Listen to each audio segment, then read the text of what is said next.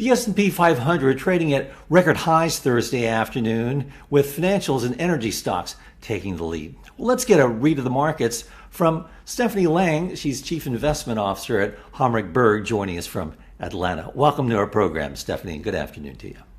Thanks, Fred. Thanks for having me. It's great to have you with us. Now, Stephanie, the S&P 500 is trading at 28 times earnings. We're starting to see investors not fully reward companies after blowout earnings. Apple, for example, is just slightly down. Now it's trading just a fraction higher. Can Wall Street continue this momentum? Well, we've had a great run so far. I mean, the market's up 80% off the lows, 40% in the last year. So we're heading into a point where really expectations are hitting reality. And there's, not a lot left that, is really upside at this point. So it's been a blowout quarter for earnings. You mentioned Apple had a great quarter, really not much reaction. And so you've seen more than 80% of companies this quarter beating expectations, but you haven't really seen a lot of price moves off of that beat. So it's really getting to a point where a lot of that is baked into the market. You mentioned the high valuations, and it's really hard to move things off of those high valuations at this point. Well, Stephanie, if there's not much upside left, should investors start taking profits?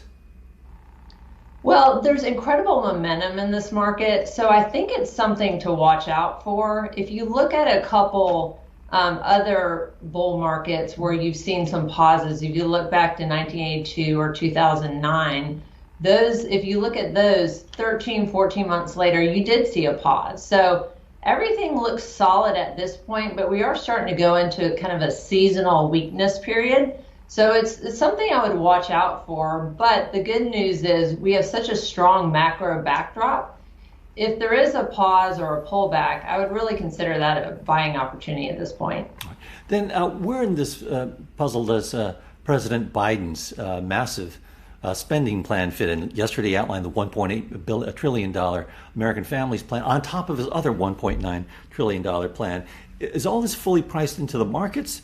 What impact will it have on stocks when a lot of investors are concerned about inflation? Well, I think, we've had massive amounts of liquidity pumped in the market. You've had the Fed, you have the fiscal side, which you're speaking to, and that's been a huge tailwind for stocks at this point. Now, looking ahead into these two new infrastructure packages, the physical and the social, there is a lot of taxes attached to that. And the one thing that it looks like there could be a definite impact is on earnings as the tax rates go up. I've seen some estimates out there that you could see earnings estimates for 2022 go from, say, 14 to 5%.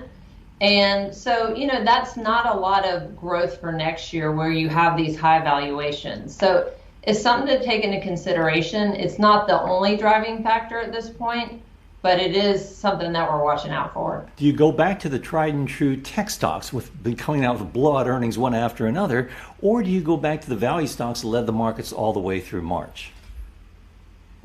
Well, I think there's some benefit to both. I think, on the value side, what you have there is that valuations are reasonable.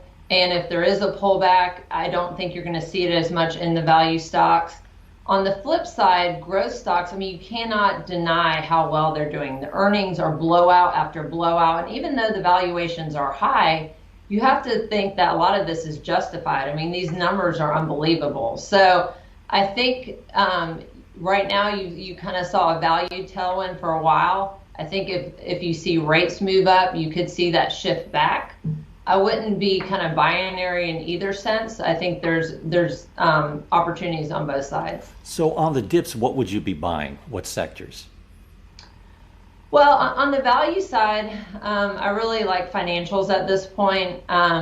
They will benefit from the steepening yield curve. We've seen some of that. I think that could continue. Of course, the global growth is there. You have the fee side of a lot of these big banks that should benefit, whether it's wealth management or investment banking. So I like that side of it. Momentum has been good lately, but financials have been very unloved for a number of years, and so that's why you see these reasonable valuations. So We like it when you can find something that is cheap, but then you see the momentum turning. And so that's where we are with financials. And I think there's some good macro headwinds there as well. All right, so keep an eye on financial stocks. Thanks again, Stephanie.